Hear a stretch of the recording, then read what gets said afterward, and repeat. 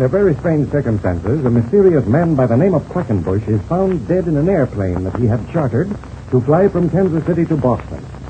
Jimmy Allen, who piloted the plane, was the only other person in the ship during the tragic flight. The young pilot believes that his passenger committed suicide, but a government agent assigned to investigate the matter holds Jimmy for murder. The youngster has notified his great friend, Speed Robertson, but in the meantime is being held at the Cleveland airport. We find him now being questioned by the government agent, Mr. Haley, and Mr. Henshaw, an airport official. Now, look here, young man. That story of yours won't hold water. This fellow Quackenbush was killed, shot through the head, and you were the only person in the plane with him. I know that, Mr. Haley. I'll admit it looks very damaging. But I wasn't in that passenger cabin from the time the ship took off at Kansas City until I landed here. All right. Just how do you explain what happened then? Well, I just can't explain it. It's a terrible thing, and I just don't know how it happened. Are you absolutely certain, Haley, that Quackenbush couldn't have killed himself? Oh, there's absolutely no doubt about it. I've been in cases like this for a good many years, and there are always certain telltale bits of evidence which indicate suicide. Yes, Now, just a minute. If Quackenbush killed himself, where's the weapon? Well, it might have fallen out of the ship. In the position in which he was sitting? Impossible. It looks mighty strange, I'll have to admit. Another thing. You say the man was very anxious to get to Boston. Yes, that's true. In fact, he was so anxious that he hired a special airplane to get there. I know. All right.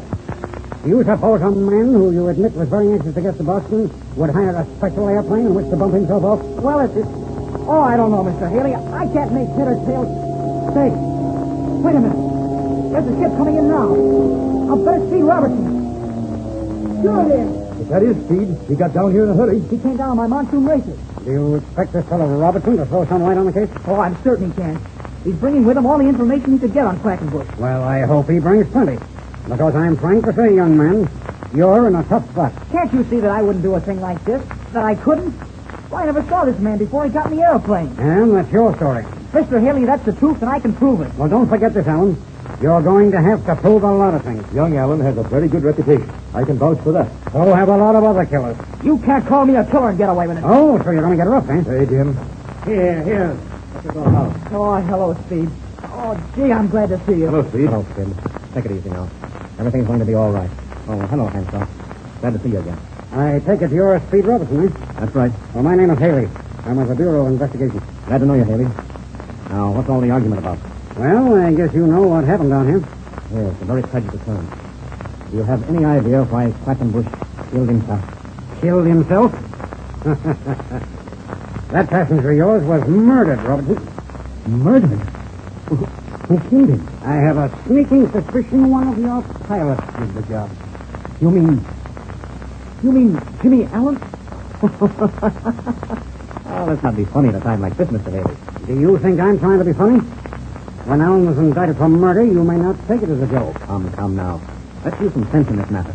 It's a terrible thing. I know a tragic matter. But after all, Haley, Jimmy Allen isn't a murderer. All right. You tell me what happened up there in that airplane. I don't know what happened. That's what I came down here to find out. I'm representing National Airways, and they'll put the entire resources of the greatest airline in the world behind our efforts to solve this mystery. Let's get started on the right foot. That's just what I want to do. Okay. Now, tell me, what evidence is dug up? The evidence I have shows clearly that Quackenbush was killed with a large caliber bullet. He was shot through the head. The weapon was not found in the cabin, and there are no evidences of powder burns or other marks which would indicate that it was suicide. Yes, very strange. Jim, how do you explain it? I have no idea, Steve. I didn't see Quackenbush from the time he took off until I landed. And I saw or heard nothing that was at all suspicious. Now, look here, Robertson. Who'd someone have hidden in the cabin of that ship, done the job, and then jumped out with a parachute? Hi, George, that's an idea. Oh, no, that would have been impossible. It's a small cabin job with no place where anyone could have hidden. I helped Quackenbush in the ship and know that he was the only person in the cabin. I see. What were you able to find out about him? Well, very little, I'll confess. When Quackenbush bought the ticket on our airline, he gave his address as the Columbia Athletic Club in New York City. Yeah, I found that got among his belongings. I talked to the manager of the club and learned that Quackenbush is a bachelor. And so far as he knows, he's been a very quiet, almost secretive man, with apparently no close friends, and so far as we've been able to discover, no relatives. Oh, one of those kind of fellows, eh? Apparently the man had an independent income, because the manager of the club said he had no place of business, yet always seemed to have plenty of money. What was he doing out in Los Angeles? Well, he'd been down to Panama. Took a boat from there to Los Angeles and then started east on one of our ships. Yeah, that checks for the information we've been able to get on him. He had a traveling bag with him when he boarded our ship at Kansas City. Have you searched that for anything that might throw some light on this matter? Well, the bag's right here. Let's go through it now. That's the stuff. There must be something in there which will help us. Yeah, that's the bag. Here, let's get it up on the desk and have a look. Yeah, that's the idea. All right, there we are. Well, here's a shaving kit. Yep, nothing there. Some shirts and neckties. What's this? Oh, a white linen suit. Yeah, here's a pair of pajamas. That's all. Wait a minute. Here's something. What is it? A slip of paper found in the pocket of the suit. Is there anything on it? A name and an address. Let's see. Ezra Whitcomb. 4 Atlantic Street, Boston. Is there anything else on it? No, that's all. Just the name and an address. This may lead to something, boys. You know, he was headed to Boston. Maybe we're going to see that man in Boston. Maybe so, maybe so. Well, not another thing in the bag. And did you find any papers on him that would help us? He had very few papers with him. A few membership cards in clubs, his airplane ticket, a couple of a team ship ticket, and a letter of credit on the New York bank. Any money? Less than $50 in cash. Look here, Mr. Haley. I think we've got to find out more about this man before we can discover the motive for what happened this morning. Yeah, you're right, Jim. It's rather strange that a man will have no business connections, no friends, no relatives, and yet apparently have plenty of money. I can't understand it, Captain. It looks to me like we're no closer to solving the mystery now than we were when the ship landed. I think I will have some interesting information for you in a few minutes. The government expert's going over the cabin now for fingerprints. I think you're on the wrong track, Haley. In spite of all your experience with cases of this kind, I'm firmly convinced that you've made a bad guess on this one. It would have been impossible for that man to have been murdered. Yeah, you're right, Jim. He must have done it in such a way that the weapon fell out of the ship. By George, that's possible.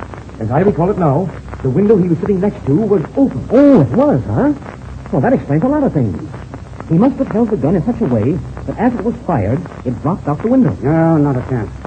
He was strapped in the seat, and it's directly next to the window. There would have been unmistakable evidence had the gun been held that close to him. Well, what do you think happened up there in that ship, Haley? I'll answer that in a minute. First, I wish Mr. Henshaw here would take Jimmy Allen to the next room and wait for us. I want to speak to you alone, Robertson. Why, certainly.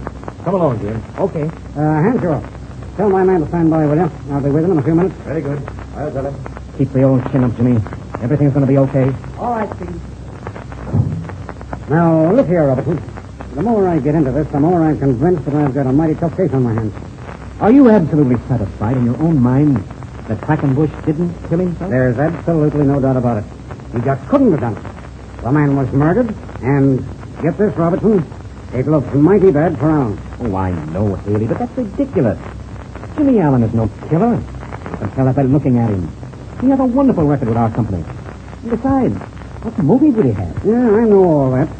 I've done considerable checking on my own account. I know all about Allen and his good record.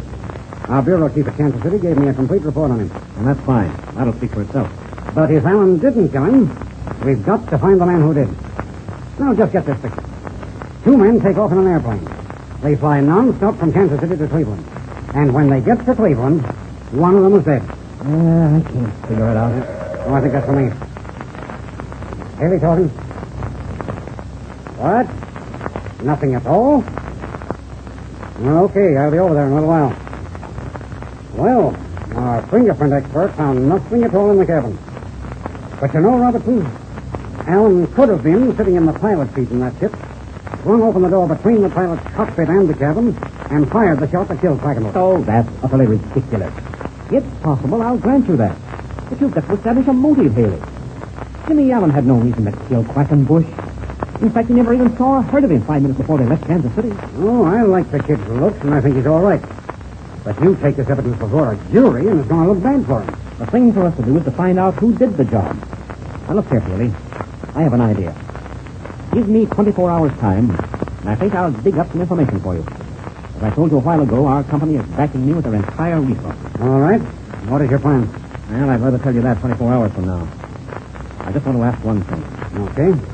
What is it? I want Jimmy Allen to help me on this. You want me to let Allen walk out of here scot-free? Say, Robertson, do you think I'm crazy? No, I don't. There's going to be a coroner's inquest on this tomorrow. I'll guarantee to have Jimmy Allen here for it.